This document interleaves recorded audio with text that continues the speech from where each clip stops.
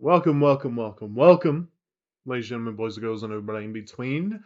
Jackie Boy has a sports show, and you are tuning in to that sports show. We're going to add some music and some flavor very, very soon into this sports show. How is it? How is it, y'all? How is it? You know what it is. This weekend in sports, did your favorite team win? Did your favorite team lose? What exactly happened?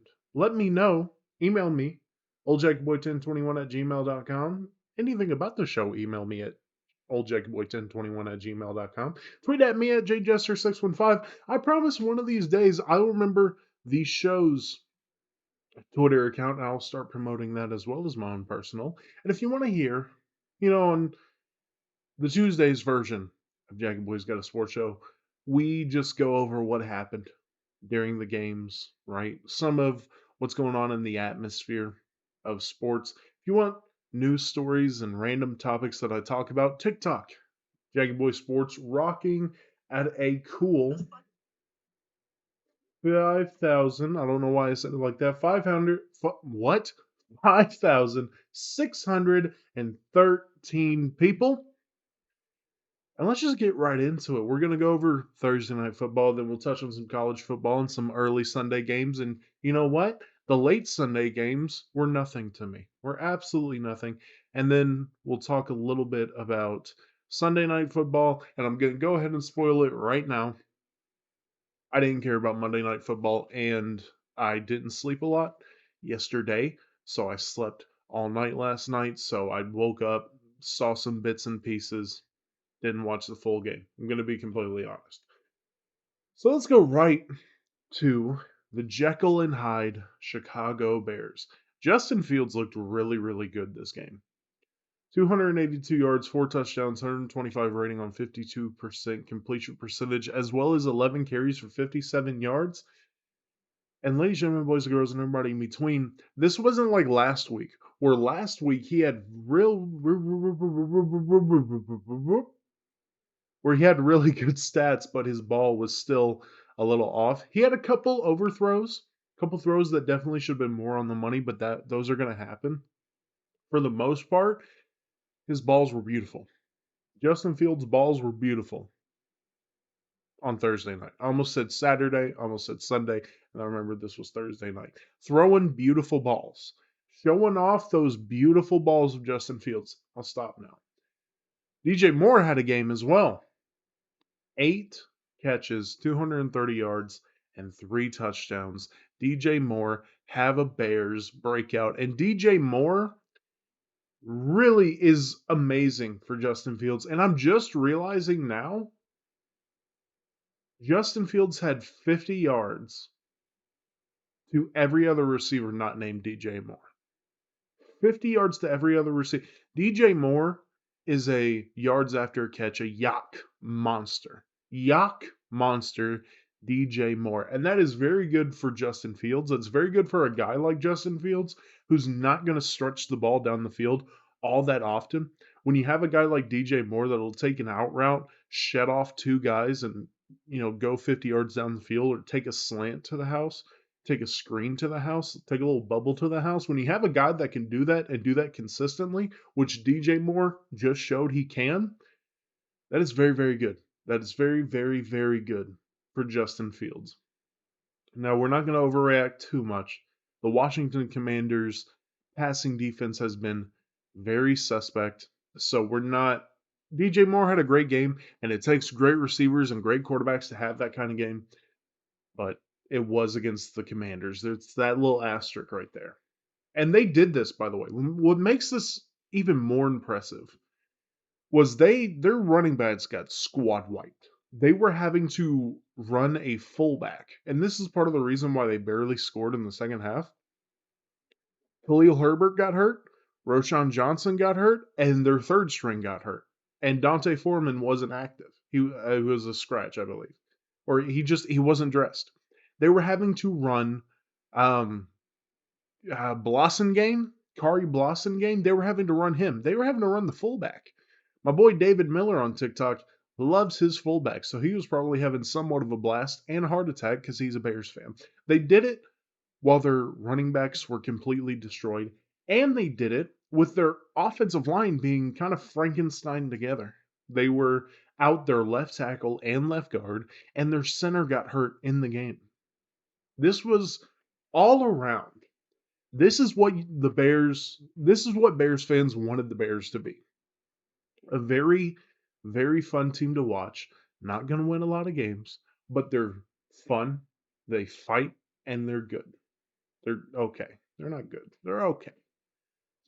Now, in terms of their defense, the highlight was their run defense. Brian Robinson did nothing, and Brian Robinson has been killing everybody this season. Well, killing is a strong word, but he's been playing very, very good this season, and he couldn't do much of anything against the Bears' front seven. And in terms of passing, their game plan against Sam Howell really, really, really worked. And I have the stat right here. Commanders only had 29 yards rushing of offense. Now they were down big early, so they couldn't run the ball a whole lot, but that's still very impressive. Very impressive to hold a Commanders team that is good at running the football to just that much. And they really rattled Sam Howell. They really rattled Sam Howell. Now, it's not that hard to rattle Sam Howell, young quarterback, getting his first full season to start. But their game plan and their scheme really, really rattled Sam Howell. He was having trouble identifying blitzes. He was having trouble just the entire game. And I want to say this about Sam Howell and the Commanders. You can say about the Commanders, their pass defense didn't show up. Absolutely. Their front seven didn't show up. Pretty much. Their receivers were pretty much. But I'm putting a lot of this on Sam Howell. Sam Howell needs to play better. If you look at the stat sheet, it seems like he had an okay game, which he did. But that last Commanders drive, he was just trying to force it to Terry McLaurin. He was trying to force it to Curtis Samuel 30 yards down the field, which now puts them at like a 3rd and 15 hole because he got sacked the previous play and they need a touchdown. And I get the ball to your playmakers. Absolutely get it. But they had like 2-3 minutes left in the game. You didn't need to chuck it 40 yards down the field on every throw. And that's what Sam Howell was doing. You have Terry McLaurin. You have Curtis Samuel. You have Logan Thomas. You have Antonio Gibson and Brian Robinson, two very good receiving backs. You have guys that will catch the ball and get 10, 15 yards after they catch the ball. You don't need to force it into double and triple coverage. You have playmakers all over the field. Is it perfect? No. No. But Terry McLaurin, Curtis Samuel, Logan Thomas, and Brian Robinson as your starting skill players, a lot of teams would love to have that lineup and would love to have the opportunity that that lineup brings in terms of playmaking, in terms of yak, right? And that's what I got to say. The Commanders are going to be the Commanders.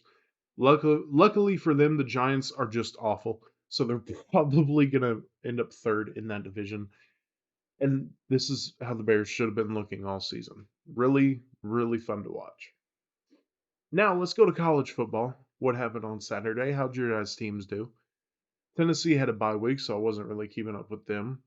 And unfortunately, I really wanted to watch Red River, but I worked the night shift, and I didn't want to force myself to I get off at 7 o'clock, get home at 7:30, probably end up falling asleep around 8:30, 9 o'clock.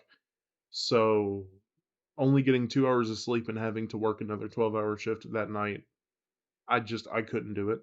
I'm going through a little bit of health issues too, so that just is not in the cards for me. So unfortunately, I could not watch Red River, and I was very salty that they scheduled that at 11 o'clock in the morning. But, well, 11 o'clock in the morning, Tennessee time. But I woke up to Rodney Anderson catching the game-winning touchdown against Texas. Here, Oklahoma played phenomenal.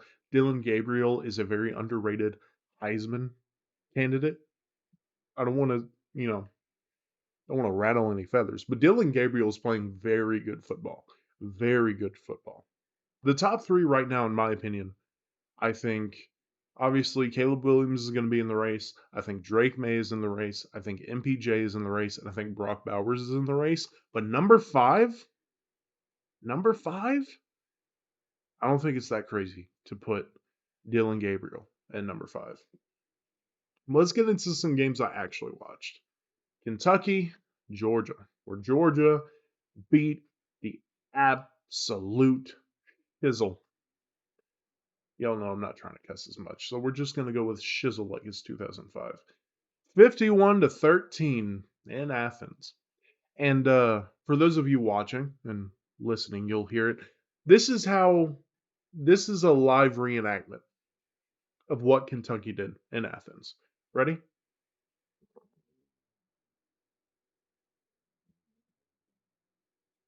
Sleep. Pure sleep.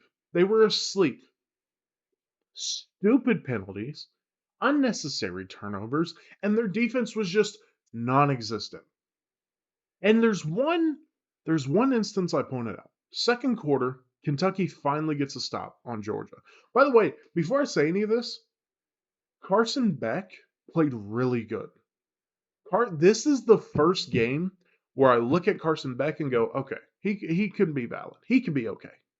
Because the rest of the season, Carson Beck is kind of the quarterback for Georgia, for those of you who need the explanation. This is the first game where I'm like, okay, Carson Beck, have it. Have it. I don't think he's Stetson Bennett, but have it. But second quarter, Kentucky finally gets a stop, and I believe they're down by 2 possessions, right? And for no reason, Kentucky player cracks, blindsides a Georgia guard for no reason. For no reason. You could say it was on a play where it's one of those where like quarterback throws an incompletion and the defense recovers it to try to make it look like a fumble. But even then, the whistle was blown. The whistle was blown, and this dude just cracks a Georgia guard. What are you doing? What are you doing? What? And that happened the entire game. Kentucky was just committing unnecessary penalties. Unnecessary penalties, and then Georgia all of a sudden was up 40-10. It's, oh my God, as a certified Georgia hater, because people who listen to this podcast, even though it's like 1 or 2 people, people who listen to this podcast, watch my TikToks, follow me on Twitter, they've seen all season about how I'm a Georgia hater. And I don't think it's irrational to be a Georgia hater this season. Yeah. This might be the spark Georgia needs. This a huge win over an SEC opponent when you've struggled all season against lesser SEC teams. It could be the spark that Georgia needs to play like a Georgia team. And really, looking at the rest of their schedule, they go to Vanderbilt, and then they go to Florida. They have Missouri at home, and then they have Ole Miss. That will actually be a good game because that will legitimately be a shootout. I don't believe that much in Jackson Dart. I don't believe that much in Jackson Dart. I'm not a big Lane Kiffin guy, but Ole Miss has shown that offense can be very, very good on the right day. And it's in Mississippi. That's going to be a very good game. Then they go to Tennessee, which, being a Tennessee fan, I have to completely admit to y'all, I'm not confident in that game just because Tennessee is only as good as Joe Milton's Two-Face. Which side is going to show up? Is it going to be the side that holds onto the ball for too long, makes stupid decisions, and just is stupidly inaccurate? Or is it Joe Milton that looks like an NFL-ready quarterback? I don't know. And then they end the season at Georgia Tech before probably going to the SEC championship. They don't have an insanely hard schedule. The only 2 games that really is going to challenge them is Ole Miss and Tennessee. And like I said, that's an if. That's a big if on Tennessee. So unfortunately, I think we're going to be seeing Georgia in the college football playoffs, and the dream of an SEC-less college football playoffs is looking more and more like a pipe dream. More and more like a pipe dream. Now let's go to a game that I got interested in the second half because I thought that it was going to be fixed by the second half. Louisville and Notre Dame. Louisville beating Notre Dame 33-20. Sam Hartman hadn't thrown an interception all season, and he threw two this game. And after that first one, he looked shook. He looked shook. And he threw another one late, and he was sacked 5 times. 5 times. And Notre Dame has maybe 2, 3 offensive linemen that are going to the NFL on that offensive line. 5 sacks. Sam Hartman was getting bullied. Sam Hartman was getting bullied, and he was shook from throwing his first interceptions. And now Notre Dame is out of the college football playoffs. They're out of it. I don't see a way for them to work back in. And plus, they have USC next week. Either next week or the week after. I'm going to look it up while I continue to talk. But I don't see a world in which they win that game. Their offense is good, but it is not USC level. It is not. Let's get into a shootout with a USC. Yeah, they play them next week. I didn't know if they had the bye week. But getting USC next week after Louisville, after Duke, which is a sleepy good team, and after Ohio State, Notre Dame has the hardest schedule outside of maybe Washington State. And they're not a good enough team to get through. And I want to ask y'all this question. Was this more Notre Dame being fraudulent? Notre Dame being a lot worse than people were making it out to be? You heard Joe Klatt go on Colin Cowherd and say, oh yeah, this is the most confident I've been in a Notre Dame team. And then they do this against Louisville? Or is Louisville good? Is Louisville a good football team? They're undefeated. Every time I put out my personal college football rankings, people keep talking about how I should put Louisville in it. They've been talking about that for weeks. Is Louisville a good football team? That front seven looked crazy. I meant to write the running back, Jaden something. He went off. Their quarterback does enough. Is Louisville a good football team? College football playoff good? Don't think so. I don't think so. The remaining games on their schedule, you got Duke, Miami, and Kentucky. I think those all three, they could be wins. And I think it's possible that they're in the ACC championship. I don't think they get through North Carolina. And I think they might make it tough against Florida State. But I want to know, do you think Louisville is a good football team, or do you think Notre Dame was just fraudulent? And I want to point out something else about Louisville. Everybody's talking about Colorado, first-year head coach Deion Sanders, at least in the Power 5. All these transfers, right? You hear all this about Colorado. But Louisville did the same thing. Not to the extreme. But Louisville has an entire new coaching staff, and they have 25 transfers.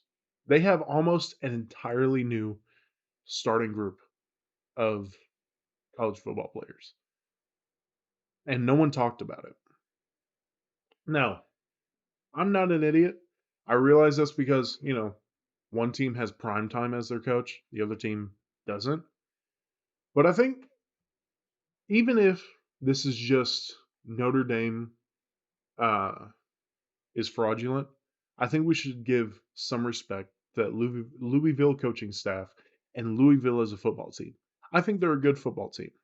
Like I said, is it more fraudulent good football team? I can't answer that. We'll have to see in the next coming weeks.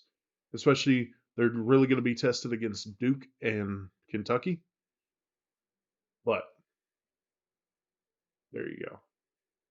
Now, before we get out of college football, let's go over the NCAA top 10.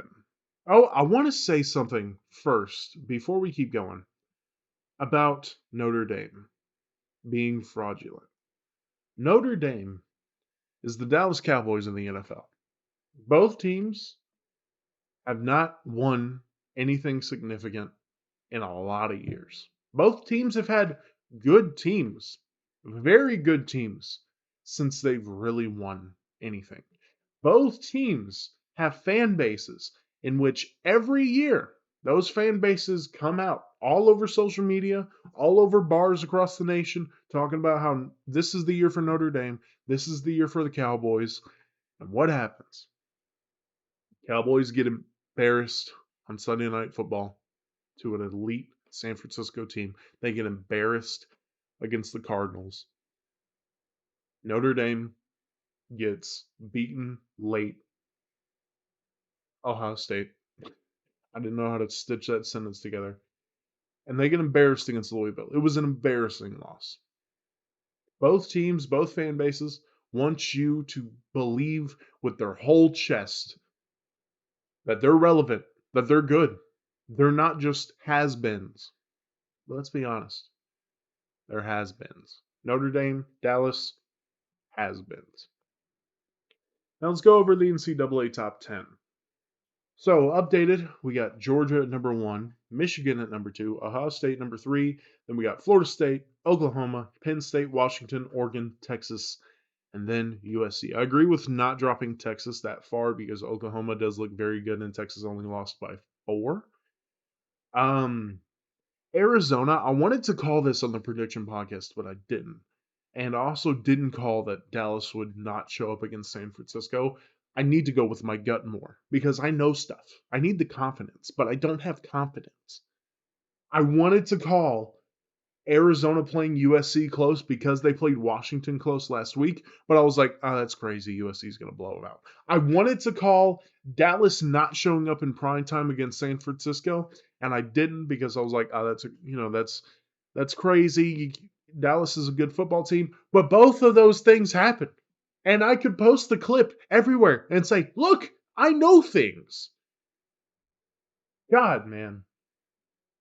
But I really don't have a problem with this list. I could certify my Georgia hate with everybody saying, oh, yeah, they played like a number 1 team. All claps around. But this is the first game where you're like, okay, yeah, Georgia is a top team in the country, right? The rest of the time, they look like a Power 5 school. But outside of this week, you're like, number 1? You know what I'm saying? And not in a pleasurable way. But outside of that, I think there's nothing really wrong here. I don't think Florida State should be that high, really. I don't know why I said it like that. I think if they played Oklahoma, Penn State, Washington, and Oregon, I think they would lose. That's just my opinion. That's just whatever. So let's get to the NFL. NFL Sunday. Like I said, late games didn't really interest me. I got a couple headlines from the late games, but they didn't really interest me. Sunday Night Football turned out to be pretty boring, and Monday Night Football, I was asleep, and even then, I didn't want to watch. I wasn't interested in it. Outside, quick little fantasy football story. I was down 30 points. 30 points, right? And we're not going to have a fantasy talk this week because sometimes I like to do that. I've only done it like once because one of my teams lost to a guy who like 5 starters were out. But Jared Goff went for 44 and DJ Moore went for 61. I have some like boosted settings. I'm the commissioner and I like to boost stuff just to make it high scoring, just to make it fun. But literally those two got him over 100 points, and then he had like 3 players that just did mid, and all of my players just sucked. Just sucked. Just sucked. But in this matchup, going into Monday night, I was down 30 points. He had Devontae Adams left to play, and I had Max Crosby. We do individual defensive players. And I had Jacoby Myers. And Devontae Adams was questionable. And I was like, okay, if Devontae Adams plays, obviously I don't have a chance. But Devontae Adams did play, and he only scored 8 points. When Max Crosby got me 23, and Jacoby Myers got me like 21. And I won. I came back. How you doing? Because I'm happy, something like that. It was insane. Insane. And I got lucky because he didn't start a defensive player. He just left his second defensive player out, which mistake on his part. But that being said, let's get into the NFL Sunday. First, starting with the Titans and the Colts, which, by the way, I predicted the Colts to win 23-13, so I wasn't far off. How you doing? I'm always going to pick the Titans when it comes to the TikTok video, but this is supposed to be the realistic one. Here's what happened. Titans defense, top 5 in rushing, by the way, lets Zach Moss. I'm trying not to get. I'm gonna try not to get angry. They let Zach Moss run for 165 yards on 23 carries and 2 touchdowns.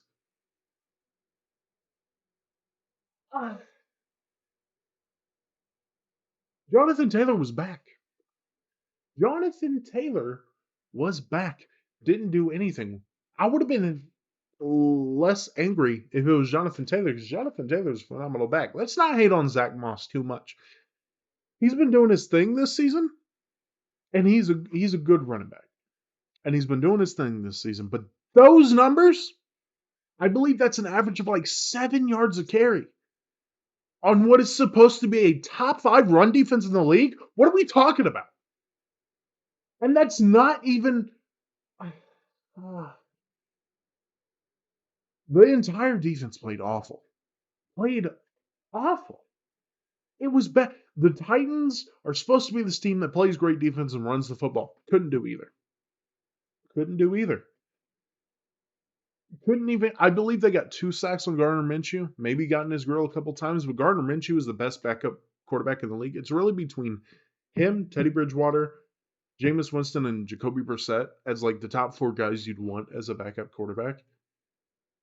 And Gardner Minshew played great when Anthony Richardson went down, but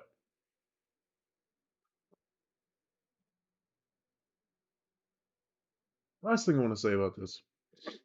Ryan Tannehill, as of today, on the season, 788 yards, 62%, 2 touchdowns, 4 interceptions. Now, the offensive line is bad. Andre Dillard is getting slaughtered every other game. So is Aaron Brewer. Chris Howard has been fine. Skronk has been out the past 2 weeks, which is hurt. And Brunskill is okay. But as a unit, it's bad. It's bad, so you can't blame a lot of it on Tannehill, but there's obvious severe regression. Severe regression. He can't move like he used to. He's not as accurate as he used to be. And where am I getting at? The Titans aren't going to do anything this season. And I made this argument when it came to Desmond Ritter once. People were talking about how Taylor Heinicke needs to start over Desmond Ritter. You get the young guys game experience because that is how you are going to maximize their potential as a quarterback. And the Titans aren't doing anything this season. Just like the Falcons aren't going anywhere this season, the Titans aren't going anywhere this season. Right? They're going to be competitive because they have Mike Vrabel as the head coach, and he seems to pull competitive teams out of his behind. But I think you seriously need to consider starting Will Levis and starting Malik Willis, getting them game time experience so that they have the best chance possible to be the best quarterbacks they can be. Tannehill is not going to be here past this season. He's just not. So right now, he's just playing for trade value. And the way he's playing, the way he's looking, I think the trade value is at its peak right now. If you let him play throughout the season, it's just going to fall. And I don't even think you can get a trade for him right now. But that's all with the Titans and the Colts. I have a couple notes on the Saints and Patriots. Saints beating the New England Patriots 34-0, which I believe they said was Bill Belichick's like one of his worst losses in his career. Saints offense finally coming together. I mean, on paper, Alvin Kamara, Jamal Williams, Michael Thomas, Chris Olave, Rashid Shaheed has been making plays. Derek Carr, I think, is a little overhated, but the way he's played this season has warranted that kind of hate. I want to say that the Saints offense is coming together, but Matthew Judon and Christian Gonzalez were both out for the Patriots, their best corner and their best pass rusher. So Take it with a grain of salt how the Saints looked against a weakened Patriots defense. But those and Mac Jones gets benched again for Bailey Zappi again. Bailey Zappi has to be living in Mac Jones' nightmares right now. Is it over for Mac Jones in New England? I think so. I think this really shows you can't get benched. I believe this is like the 5th time Mac Jones has been benched in the past 2 seasons.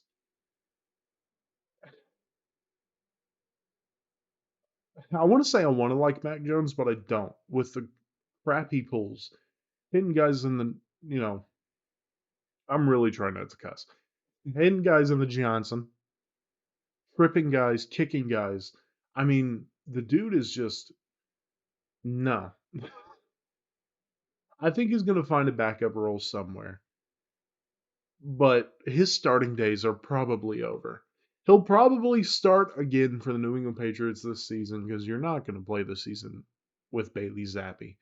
But, mm, mm, mm, mm. And the next game that I told y'all to look out for was the Falcons and the Texans. And oh my God, everybody's saying Taylor Heineke should start over Desmond Ritter. Desmond Ritter, 28 of 37, 329 yards with a touchdown, 81.5 QBR, and 111 rating. Desmond Ritter, while didn't play a perfect game, was played still a very, very, very solid game. Very proud of him. It was against the Texans. Again, asterisk right there. That's a bad sign to a lot of people. And hey, Kyle Pitts got the football. Falcons fans, how we feeling? Kyle Pitts, 7 catches for 87 yards. Kyle Pitts got the football. And Drake London, 6 catches for 78 yards. Some very, very clutch catches late. Is this pass offense coming alive in Atlanta? Also, you had that Bijan touchdown. That stupid one-handed catch. Bijan is so good. Bijan is so, so good. Now, as much praise as I'm giving the Falcons offense, he only scored 21 points. I mean, it could be the Texans defense is better than we think it is. I don't know. I wouldn't really bet money on that. But the Falcons offense looked pretty good. And on the other side, CJ Stroud played a good game. He was outdueled by Desmond Ritter, which I think I just have a love affair with that Cincinnati team that went to the college football playoff because everybody was saying they didn't deserve it. So when I see Desmond Ritter or I see Alec Pierce or anybody that was on that Cincinnati offense, or Cincinnati team, I'm really, really, really rooting for them. So I'm happy. But CJ Stroud still hasn't thrown an interception, which is phenomenal. And CJ Stroud had a good game. It's just the Falcons had a better game, and that Falcons defense is a good defense. That is a good Atlanta Falcons defense. That is a good NFL defense. Forget Atlanta Falcons defense. It's a good NFL defense. And I'm very excited for what the future holds for the Atlanta Falcons. Again, I don't think they do anything this year outside of if Desmond Ritter builds on this kind of performance. I wouldn't bet on his consistency, but if he builds on this, then the Atlanta Falcons are going to be in that division race. I think the Buccaneers are a better team. I think that they will beat the Saints. But yeah, that's all I got to say for Falcons and Saints. Now, Steelers and Ravens. Another quarterback that I made a TikTok about with Kenny Pickett. Everybody saying Steelers should start moving on from Kenny Pickett. He missed a lot of throws. Not a lot. He missed some throws that he definitely should have made, but he played great. Especially on the last drive, that game-winning drive. 4 of 6, 78 yards, and a touchdown. Kenny Pickett looked great against a good Baltimore Ravens defense. And the chemistry between Kenny Pickett and George Pickens, Pickett Pickens is getting better and is going to be scary when it is at its top. George Pickens is a very, very, very talented receiver. And if Kenny Pickett can build off of this, just like Desmond Ritter against the Texans, if Kenny Pickett can build off of this, that Steelers defense is phenomenal. I mean, it's basically the linebacking core, but that linebacking core destroys games. And we'll get into it. But if Kenny Pickett can just build off of this, that Steelers team is going to be crazy. And that division is wide open. The Browns are very inconsistent. And their offense is questionable, especially now with Nick Chubb being out. The Ravens, as we've seen the past 2 weeks, are very, very shaky. And we'll get into their wide receiver room in a second. And then the Bengals, uh, although Joe Burrow looked good this past weekend, the Bengals are still 2-3. It's it's a very, very tight race. I'm very excited to see what goes on in the AFC North. And two more things about the Steelers. Well, three. A, Jalen Warren is so much better than Najee and should get most of the snaps. I saw him a lot more against the Ravens. I'm not entirely sure if he got more snaps than Najee. Probably should have double checked that. But he should. He's just so much better than Najee Harris. And what I want to talk about lastly is Matt Canada. Now, the game-winning touchdown for the Steelers came on like a 35, 40-yard throw to George Pickens, and Matt Canada didn't react. Matt Canada did not react to it. He's very stone cold. And a lot of people want to say, oh, he was just trying not to get too high. But then you hear that Kenny Pickett changed George Pickens' route on that because he saw what the defense was doing and he thought George Pickens could beat the corner, which he did. And it's so clear that Matt Canada does not trust Kenny Pickett. And whether that's Matt Canada wanting the offense to run strictly how he calls it and he can't do anything outside of what he calls it, which is a very stupid way of calling an offense, but would make sense for a lot of things. Or if it's just he does not trust Kenny Pickett, in which after this game, after that final drive, after that call, I think he should start giving leeway to Kenny Pickett. He's not making it out this season. I think we all agree. I fear that if the Steelers do win the AFC North and do make it to at least the divisional round, they won't change Matt Canada, but I hope they do. It's just I want guys to succeed. I know in the sports media world you pick your favorites and they're your favorites and you make every excuse you can for them, and the guys you don't like you're going to make every excuse to call them bad. I'm not like that. I want guys to succeed. I want Kenny Pickett to succeed. I want Anthony Richardson and CJ Stroud and Trevor Lawrence to succeed, and I'm a Titans fan. I want guys to succeed, and Kenny Pickett's not going to succeed with Matt Canada. And I fear that if the Steelers see too much success this season, Matt Canada is going to stay. Now, the Steelers' defense, specifically their linebacking core, they played phenomenal. 4 sacks on Lamar Jackson, including TJ Watt's last one on 4th down. 2 fumbles, 2 interceptions this game. One by Joey Porter Jr. How you doing? Love seeing it. I believe it was on the second to last drive because the Steelers committed a stupid whatever. Second to last drive, he got a pick on OBJ. Phenomenal. But that linebacking core, Quan Alexander, who's a bit old but still good. Alex Highsmith, who is phenomenal. TJ Watt overshadows him, but Alex Highsmith would be considered one of the top linebackers in the league if he was on any other team. And TJ Watt is TJ Watt. TJ Watt should be the favorite for NFL Defensive Player of the Year this year because he is a wrecking ball. He is a finisher. He creates turnovers. He gets sacks. He does everything. TJ Watt is the best defensive player in this league, and it's not even close. Micah Parsons, Nick Bosa, throw a couple corners and linebackers in there. Fine. But it's TJ Watt. It's TJ Watt, and it's not close. Argue with the wall. And even their special teams got a block safety. For the love I'm giving Kenny Pickett, they did get, their defense played phenomenal, and their special teams played great as well. So there you have it. I gotta stop, I gotta say things when I just make gestures in the camera. Now for the Ravens, the Steelers had a lot of busted coverages where Zay Flowers and Rashad Bateman and Mark Andrews were just wide open.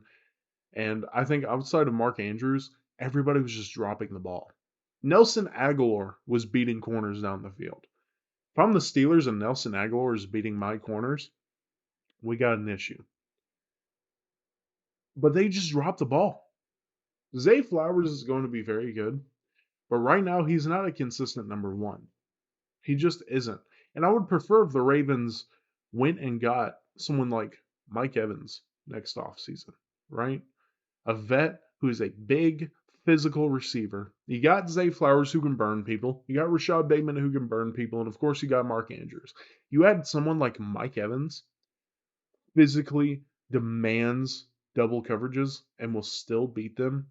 A very consistent number one receiver that could be a mentor for Zay Flowers and Rashad Bateman. But Lamar just doesn't have a consistent weapon. He just doesn't. And it sucks. And I know that may sound an excuse. People who don't like Lamar Jackson say that's just an excuse. But it's true. Just watch the games. Lamar puts it on the money. Receivers are wide open in the end zone, 20 yards down the field with 5 yards of separation, and they just drop the ball. Now that's it for the early games that really caught my eye. In terms of late games, a couple notes I wrote. Russell Wilson chokes against the Jets with a fumble against Sean again. What? Russ fumbled late against the Jets. That's what I'm trying to say. And it's time to really see that Russell Wilson is by far and away not the Russell Wilson he was in Seattle. Last year, everybody, or Russ defenders like myself, were like, it's a bad coaching staff. First year in Denver, right? You're going to struggle. But this season, Russ looks okay, looks a little better than he did last season, but is still a shell of what Russell Wilson used to be. And you got to love this for Nathaniel Hackett. Sean Payton was talking all that shit off season, all that shit. Just to do this, you got to love it. Vikings can't help but turn the ball over against the Chiefs. They just can't help it. They got to give the opponent the ball. And bad news for the Vikings that just came out this morning. Justin Jefferson is on IR, expected to miss 4 games. Now they have Jordan Addison, right? They have TJ Hawkinson, KJ Osborne, Cam Akers is fine out of the backfield. They have guys, but that struggling offense just got a whole lot worse. Just got a whole lot worse, and you're about to see a lot more Kirk Cousins hate because Kirk Cousins gets bailed out by Justin Jefferson a lot. Not saying Kirk Cousins is a bad quarterback, but in that game, Chiefs fans had a heart attack with Travis Kelce.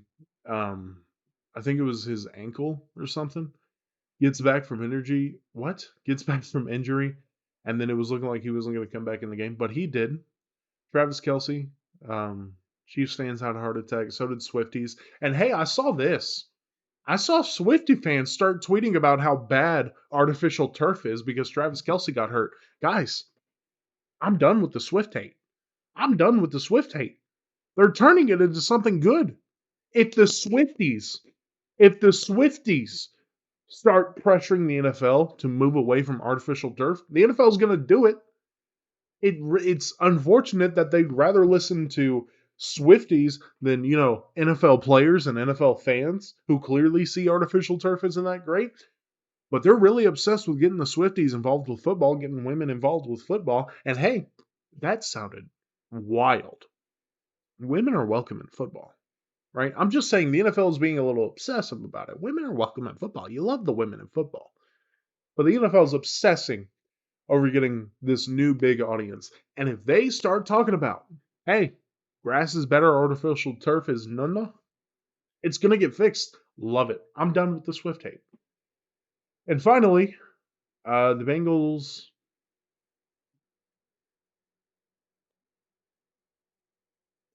I was trying to think of who they played, and I didn't put down who they played. What I do remember, Joe Burrow looks way more mobile than he has the past couple of weeks, which is very, very good for the Bengals. And Jamar Chase broke out almost 200 yards and 3 tuds. Are the Bengals back? Bengals officially finding it? The Bengals find it. They're the Cincinnati Bengals. I think they still have a lot of problems that they need to address that they refuse to address, but they're going to be the Cincinnati Bengals. And that's it. 45 minutes, one of my longest episodes yet. Look out for the prediction show coming on Thursday. Jacob Boy's got a sports show, and you have tuned into that sports show. Follow me on the social medias, email me about the show, rate the show, tell your friends about the show. I really, really want to grow this. I'm getting new equipment next week, should be in next week to make it sound a little better because I know it doesn't sound that great. I know the camera quality isn't great, but I'm putting every possible thing I can put in to make this work. So, Jacob has got a sports show. You just tuned into that sports show. Do the things. I love you, and I will see y'all on Thursday.